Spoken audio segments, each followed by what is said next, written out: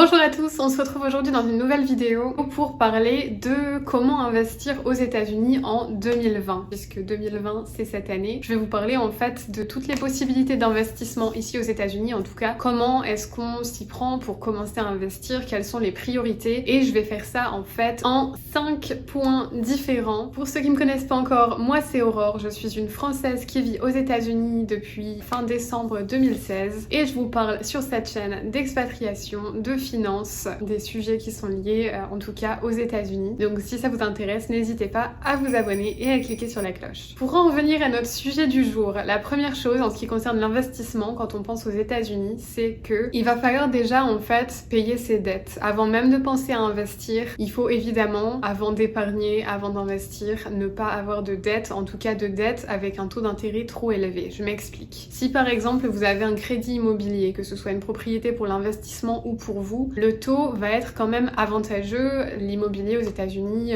on se retrouve en ce moment avec des taux en moyenne à 3,5, 3,6%, alors que les comptes investissement, que ce soit sur les comptes retraite, ce qu'on appelle brokerage, qui permettent en fait de mettre de l'argent sur des fonds communs de placement, des actions, ce genre de choses. Alors les fonds communs de placement, je vous en ai déjà parlé dans ma vidéo sur la retraite aux États-Unis. C'est en fait des fonds qui sont composés par des sortes d'actions, mais d'une multitude d'entreprises, des centaines, parfois des milliers, ce qui fait qu'ils sont moins risqués en fait que des actions individuelles si vous achetiez pour telle ou telle entreprise individuellement. Donc les fonds communs de placement, c'est un truc très utilisé aux États-Unis, notamment sur les comptes retraite. Je vais y revenir un petit peu après. Les fonds communs de placement ont tendance à rapporter en moyenne 8% par an, donc on a des années moins bonnes que d'autres, ça peut être 30% une année, 2% une autre année, mais la moyenne, quand vous gardez tout ça longtemps, parce que c'est le but, l'investissement ça ne se fait pas en 2 jours, il faut plusieurs années pour monter un portfolio, et ben ça va rapporter en moyenne 8% par an, donc clairement le crédit immobilier à 3 et quelques pourcents est avantageux, puisque si vous placiez l'argent de toute façon, vous gagneriez de toute façon environ 8%, donc voilà, un crédit immobilier ce n'est pas catastrophique. Par contre il faut savoir qu'aux États-Unis c'est le pays voilà, de l'ultra consommation, du crédit et des cartes de crédit. Alors là, pour les Américains qui ont des dettes sur leur carte de crédit, le point principal avant même de penser à investir, c'est de rembourser ces dettes de carte de crédit, puisqu'il faut savoir que les cartes de crédit prennent des taux d'intérêt qui sont aux alentours de 20%, ce qui est énorme. Et évidemment, si vous placez et investissez cet argent, vous pouvez avoir un taux de retour de 8%, donc mieux vaut avoir un taux de retour de 8% que payer des intérêts à 20%, clairement vous y êtes perdant. Donc voilà, première chose, régler ses dettes qui ont un fort taux d'intérêt. Deuxième chose, le premier truc qu'il faut que vous fassiez si vous voulez être un peu plus indépendant financièrement, c'est de mettre en place un compte épargne. Alors le compte épargne va rapporter moins que les fonds communs de placement dont je vous parlais juste avant. Donc en fait, ce qu'il faut savoir, c'est que le compte épargne va servir à avoir son fonds d'urgence, on appelle ici le Emergency Funds, qui devrait être en fait de 3 à 6 mois de vos revenus. Donc admettons, vous avez 2000 € par mois, votre fonds d'urgence devrait donc être entre 6 000 et 12 000 €. Alors évidemment, si vous planifiez d'acheter un bien immobilier, que ce soit pour investir pour vous-même et que vous comptiez mettre un acompte ou ce genre de choses, le compte épargne va servir aussi à mettre ce genre de somme dessus, puisque c'est de l'argent que vous allez pouvoir toucher quand vous voulez, sans restriction aucune, voilà. Donc il faut penser quand même à avoir de l'argent sur ce compte épargne, c'est très important. Les taux sur les comptes épargne en ligne, alors en fait il faut savoir qu'aux États-Unis on a des comptes épargne avec les banques physiques qui sont complètement pas rentables du tout, avec des taux d'intérêt très très faibles comme 0,09, ce genre de choses, %. Et vous avez aussi des comptes d'épargne en ligne qu'on appelle les High Lead Saving Accounts. Et en fait ce qui se passe, c'est que ces comptes rapportent en moyenne 2%. Alors en ce moment, avec le confinement et tout ce que ça a créé économiquement, beaucoup de ces comptes ont baissé en termes de pourcentage. Certains sont tombés à 1%, moins ou encore un petit peu plus, peu importe, mais voilà, ça a baissé. Je vais vous montrer quand même tout de suite maintenant. Vous passez en fait quelques pages d'accueil de ces comptes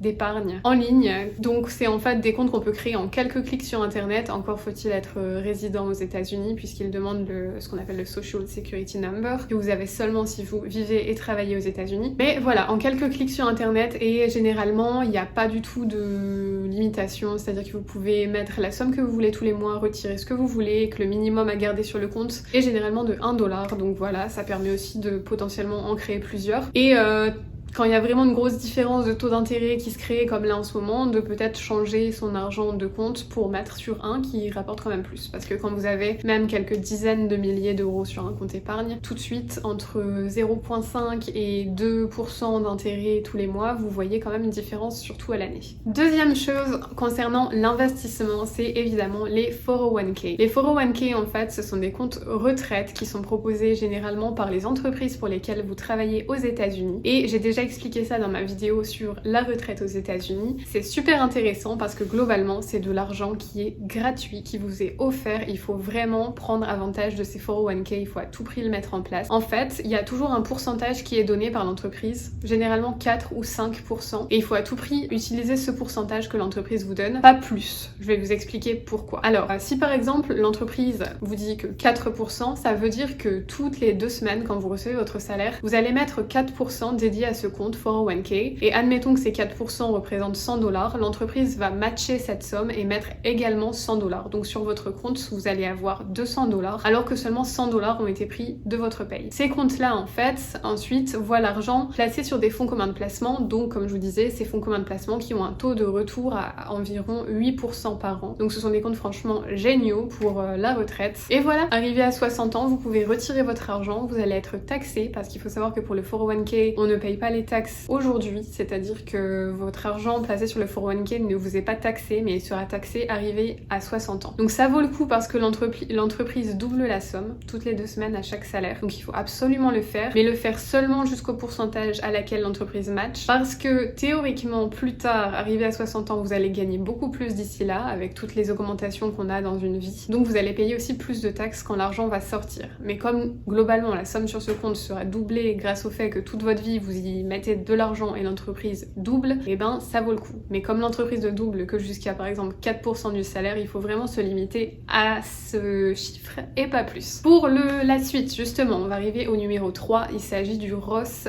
IRA, très exactement, le Roth IRA, on va dire ça comme ça, pour le franciser un petit peu. Donc le Roth IRA, c'est en fait aussi un compte retraite et c'est la même chose, vous placez des sous qui vont sur des fonds communs de placement que vous choisissez et ça permet aussi d'avoir un taux de retour à environ 8% par an, sauf que là, pas de match de l'entreprise ni quoi que ce soit, mais vous placez en fait sur de l'argent qui est déjà taxé, c'est-à-dire vous recevez votre salaire et vous décidez de mettre une portion de votre salaire sur ce compte, ce qui fait qu'à 60 ans, si vous attendez vos 60 ans pour retirer cet argent, en fait c'est très exactement 59 ans et demi, mais voilà, j'arrondis à 60, vous pouvez retirer cet argent sans payer de taxes du tout, même sur les bénéfices, sachant que les bénéfices sont quand même à environ 8% par an, ça représente une somme quand même assez énorme d'ici votre retraite. Et aussi l'avantage du Roth IRA, c'est que vous pouvez retirer l'argent que vous mettez sur ce compte sans frais, contrairement au 401k où il faudrait payer un certain pourcentage de taxes et de frais si vous souhaitez retirer l'argent, sauf du coup les bénéfices. Là, vous devrez payer des taxes si vous retirez les bénéfices. Donc voilà l'avantage du Roth IRA et vous pouvez mettre $6 000 dessus par an, par personne. Donc pour un couple, si chacun crée son Roth IRA, ça fait 6 000 et 6 000, soit 12 000 de retraite allouée à ce compte. Ensuite, je sais même plus à quoi on en est, numéro 4. Donc numéro 4, ça va être les brokerage accounts. Alors le même principe exactement que le Roth IRA et que le 401k, on place là aussi l'argent sur des fonds communs de placement. Donc le site que j'utilise moi pour le Roth IRA et pour le brokerage account, c'est Vanguard. Ils ont des fonds communs de placement franchement géniaux, je trouve le site assez clair, c'est franchement assez facile de s'y retrouver. Je vous présente d'ailleurs ce site-là dans ma vidéo sur la retraite aux États-Unis. Si vous voulez aller voir un petit peu, je montre un peu plus en détail ce site. Donc le brokerage account, c'est en fait si vous voulez au-delà du 401k, si vous placez par exemple 4% et par exemple vous avez maximisé les 6 000 par an que vous avez le droit de placer sur le Roth IRA, et ben vous allez pour la suite, si vous voulez continuer d'investir dans les fonds communs de placement, mettre ça sur un brokerage account qui lui n'est pas limité du tout. Donc en fait voilà, vous allez continuer à investir là-dessus avec un taux aussi à 8% par an en moyenne, mais attention, le brokerage account il est taxé, c'est-à-dire que si vous avez des gains, des bénéfices, ce genre de choses, il faudra déclarer ça dans votre fiche d'impôt. Voilà, si vous retirez l'argent, il faudra évidemment payer les taxes appropriées sur vos gains. Numéro 5, mon préféré, celui dans lequel j'espère me lancer très très bientôt, l'immobilier. Si vous voulez commencer à avoir réellement des revenus passifs, en fait, investir dans l'immobilier, c'est la meilleure chose à faire, puisque l'immobilier, si vous achetez une propriété pour la louer, et ben déjà vous allez avoir des avantages financiers en termes de taxes, puisque comme vous investissez, vous allez avoir des avantages, voilà, voilà, en termes de taxes, et payer moins de taxes, c'est toujours intéressant. Et en fait, le but, c'est de trouver une propriété rentable. Alors là, évidemment, il faut faire ses calculs, créer votre petit fichier Excel et comparer par vous-même. Vous regardez des maisons dans un quartier, celles qui ont été vendues récemment, celles qui sont à vendre, celles qui sont en listing depuis longtemps mais toujours pas vendues. Et vous faites des sortes de prorata comme ça pour voir si une maison vaut le coup ou non. Ensuite, vous regardez bien évidemment le prix de location de cette maison ou de cet appartement pour voir si ça couvrirait en fait tous les frais du crédit, les intérêts, les frais de notaire, peu importe les frais en fait qui seraient engendrés avec tout ça. Aussi les frais évidemment de réparation éventuelle, ce genre de choses, puisque aux États-Unis il faut savoir qu'on est tenu de réparer ce qui est plomberie, toiture, peu importe ce qui peut arriver en fait, c'est au loueur, donc par exemple à moi si j'achète un bien investissement, d'envoyer quelqu'un et de payer pour les réparations. Donc il faut prendre en compte vraiment tous les frais et le but ici c'est d'avoir un bien qui va rapporter plus que le crédit que ça coûte. En tout cas il faudrait que toutes les dépenses, crédit, maintenance, tout ce que vous voulez, toutes mes dépenses pour cette propriété en particulier sont à 1500. Il faudrait que je puisse la louer aux alentours de 1750 voire 1800 pour avoir entre 200 et 300 d'argent dans mes poches en plus en fait mensuellement, ce qui va créer en fait une première source de revenus passifs qu'ensuite vous pouvez économiser aussi pour réinvestir quelques années plus tard tout simplement. Alors là ce qu'on essaie de faire, j'y reviendrai dans une prochaine vidéo, c'est de garder nos dépenses très basses parce qu'évidemment faut bien commencer quelque part et donc en fait de dépenser le moins possible et voire peut-être s'acheter un logement pour nous un jour mais qui représentera pas plus de 30% de nos revenus si on les met en commun pour qu'on ait en fait un taux d'endettement assez faible pour que la banque accepte de nous prêter de l'argent pour investir dans d'autres propriétés. Donc le but voilà c'est vraiment de garder toutes nos dépenses très faibles et de se mettre à investir pour avoir un flux de revenus passifs qui nous arrive et franchement même si on a une propriété immobilière et qu'on a par exemple 200$ qui arrivent dans nos poches tous les mois sachant qu'en plus les personnes qui sont dedans payent notre crédit et donc notre bien, je serais ravie et je n'attendrai pas 5 ans pour en racheter une deuxième, je le ferai au plus vite possible et on est en fait dans ce processus là en ce moment, on a ouvert tous les comptes précédents dont je vous parle et là on est dans cette optique de investir dans l'immobilier au plus vite. Alors il faut savoir aussi qu'aux États-Unis quand vous achetez une propriété pour investir, il est souvent, soit il vous est obligé, soit il vous est très fortement recommandé d'avoir 20% d'acompte à mettre, c'est-à-dire que si la maison coûte 300 000, il va falloir mettre à peu près 50 000 d'acompte, donc autant dire qu'il faut économiser sur le fameux compte épargne dont je vous parlais, c'est ce qu'on essaie de faire en ce moment en tout cas, puisqu'en fait si vous n'avez pas les 20% à mettre, vous allez devoir payer une assurance de crédit qui s'élève facilement à plusieurs centaines de dollars par mois. Par exemple pour une maison à 300 000 $, vous allez peut-être en avoir pour proche des 200$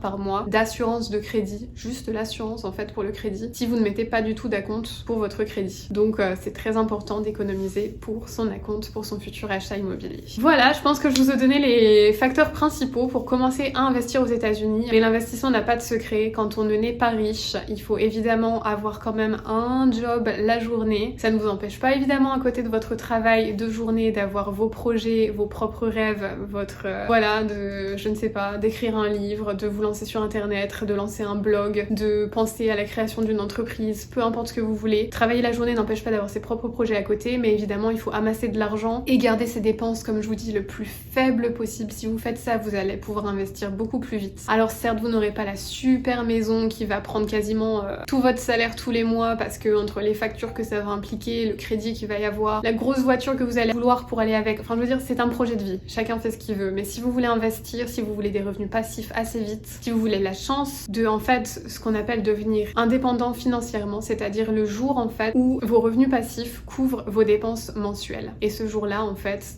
vous êtes ce que je considère moi riche.